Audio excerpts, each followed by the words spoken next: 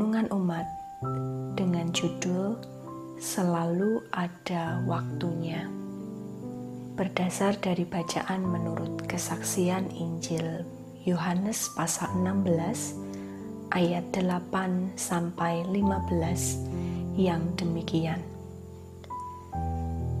Dan kalau Ia datang, Ia akan menginsafkan dunia akan dosa, kebenaran dan penghakiman.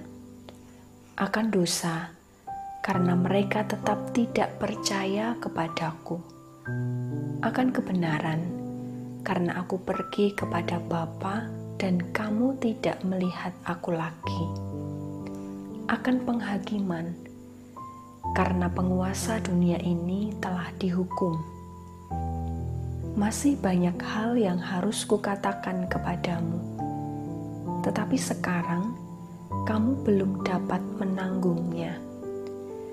Tetapi apabila Ia datang, yaitu Roh kebenaran, Ia akan memimpin kamu ke dalam seluruh kebenaran, sebab Ia tidak akan berkata-kata dari dirinya sendiri, tetapi segala sesuatu yang didengarnya, itulah yang akan dikatakannya, dan Ia akan memberitakan kepadamu hal-hal yang akan datang.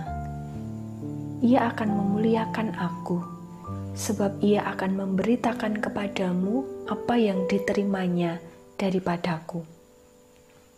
Segala sesuatu yang Bapa punya adalah aku punya. Sebab itu aku berkata, Ia akan memberitakan kepadamu apa yang diterimanya daripadaku. Demikianlah firman Tuhan. Yang berbahagia ialah mereka yang mendengarkan firman Tuhan dan yang memeliharanya. Haleluya. Amin.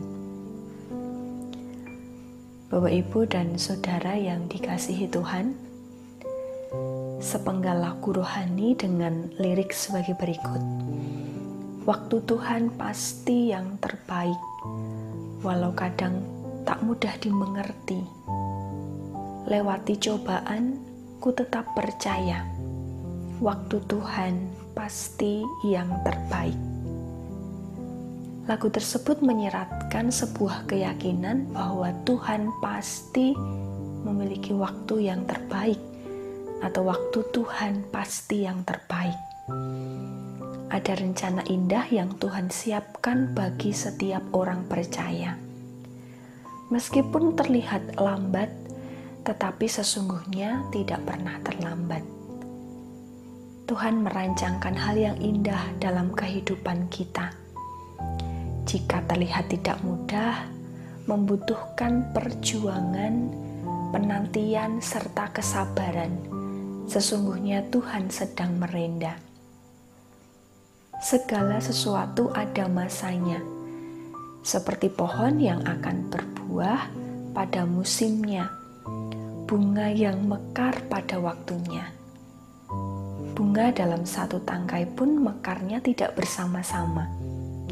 Begitu pula masing-masing pribadi memiliki proses berbeda satu dengan yang lainnya. Dalam melewati proses, ada kalanya menemui jalan yang berliku dan tak selalu indah. Tetapi di situ ada penyertaan Tuhan.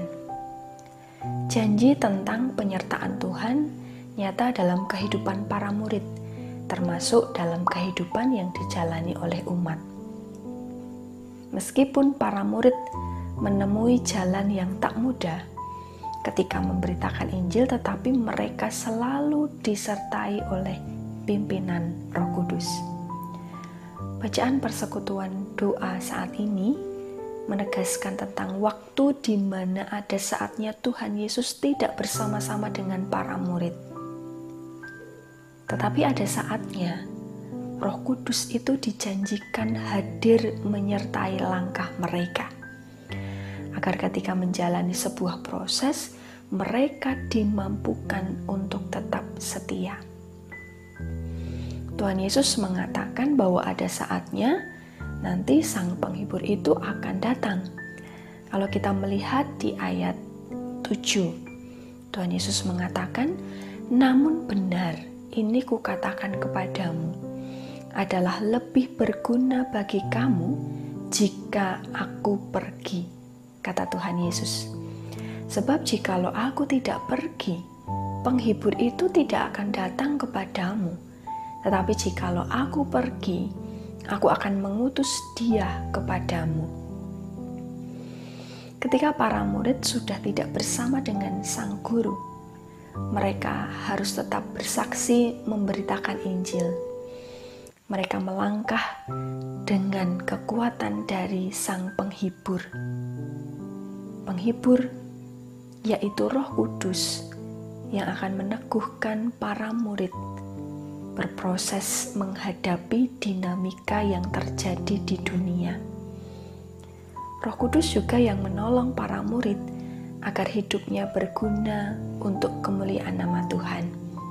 Dan Roh itu yang menuntun serta menginsafkan manusia agar hidup seturut dengan kehendak Tuhan.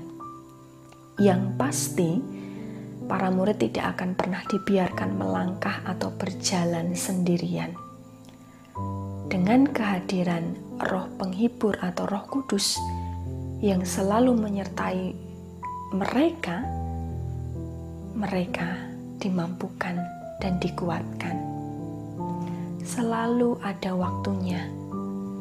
Perjalanan hidup di dunia ini ada masanya. Ada saat manusia merasakan perjumpaan, perpisahan, tawa, sedih, sukacita, dan lain sebagainya. Dari hal tersebut, manusia diproses untuk belajar menerima, menyesuaikan diri, melupakan, memaafkan, bersyukur, dan sebagainya. Dengan demikian, dalam hidup itu ada sebuah proses untuk menghayati waktu, baik waktu ketika bersukacita ataupun waktu di mana dalam suasana sedih, terlebih menghayati waktu yang dikehendaki oleh Tuhan.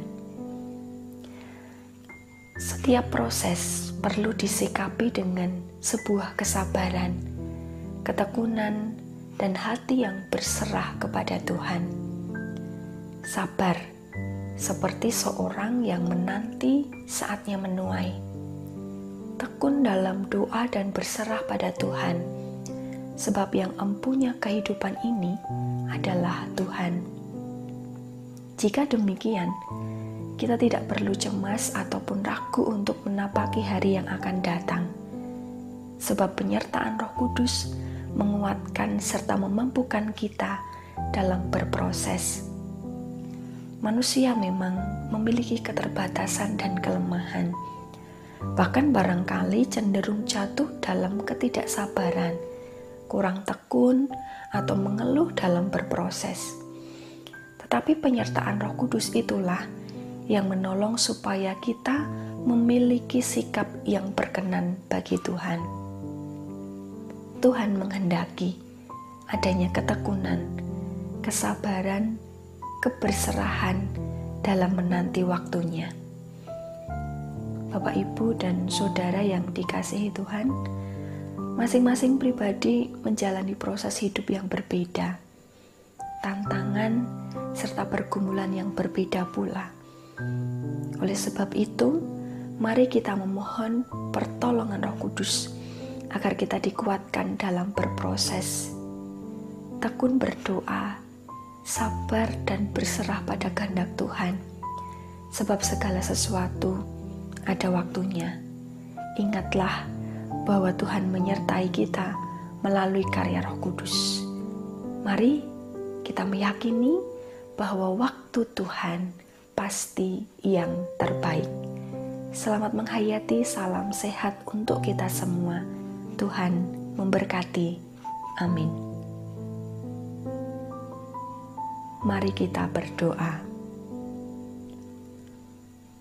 Bapa kami yang bertahta dalam kerajaan surga, terima kasih atas berkat-Mu yang kami terima dan hayati. penyertaan-Mu sungguh menguatkan langkah kami. Meskipun langkah hidup kami tidak selalu indah, tetapi kami bersyukur selalu dikuatkan melalui tuntunan Roh Kudus-Mu. Terima kasih Bapa. Kami saat ini menyatukan hati, mendukung dalam doa untuk jemaat-Mu dimanapun berada, secara khusus untuk jemaat-Mu di GKJ Jatimulyo yang sedang sakit dalam pemulihan. Kiranya Engkau memberi kekuatan dan kesembuhan. Bagi jemaat-Mu yang sedang dalam pergumulan, berkati dan kuatkanlah mereka. Kami juga memohon pertolongan-Mu ketika kami semua menghadapi masa-masa yang tidak mudah dikarenakan pandemi COVID-19. Tolonglah agar kami senantiasa setia dalam melaksanakan protokol kesehatan dan mendukung program pemerintah dalam menangani pandemi COVID-19 ini. Bapa, kami yakin bahwa Roh Kudus menguatkan kami hari ini dan waktu selanjutnya, termasuk ketika kami menghayati masa Pentakosta. Terima kasih Bapa, kami menyerahkan hidup kami masing-masing dalam tangan kuasa-Mu. Sempurnakanlah doa kami, dalam nama Tuhan Yesus Kristus yang menjadi perantara kami berdoa dan bersyukur. Amin.